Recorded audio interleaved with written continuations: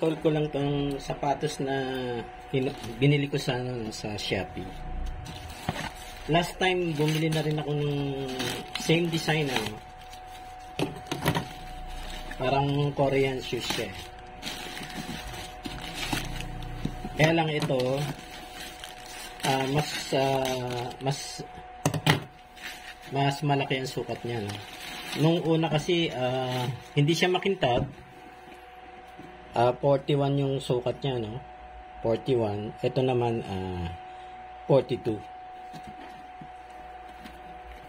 Yan, ito makintab na, guys. Yan. Pero same, ayun, medyo ano na nga.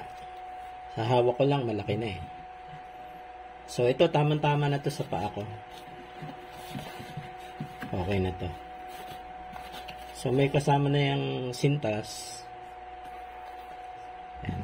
Tsaka ang gusto ko kasi ano to, no? Thick yung sole niya, no? Makapal yung kanyang swelas. Ayan, ganyan lang kasimple, no? Mga nagsusuot nito mga estudyante. Nagpapatangkad lang ng konti. So dalawa yan. Pares sila.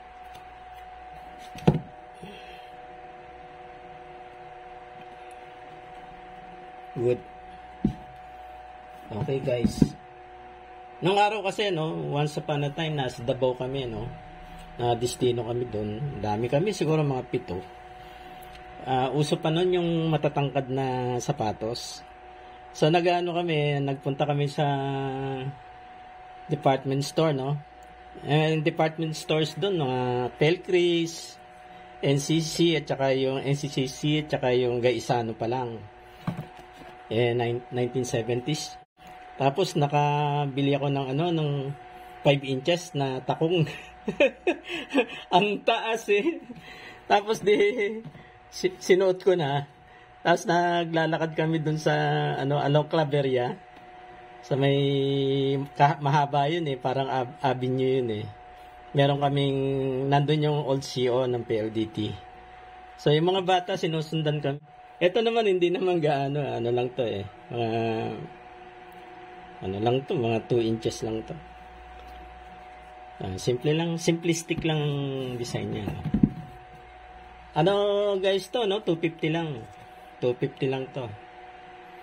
Itong makintab. Yung medyo mas mahal yun, no? Nasa umabot ng 300 yung hindi makintab. Okay. Sukat ko na lang. Baka okay, hindi na siya nakaka-strain sa paa. Ito pala guys yung isa, no? Ayan, no?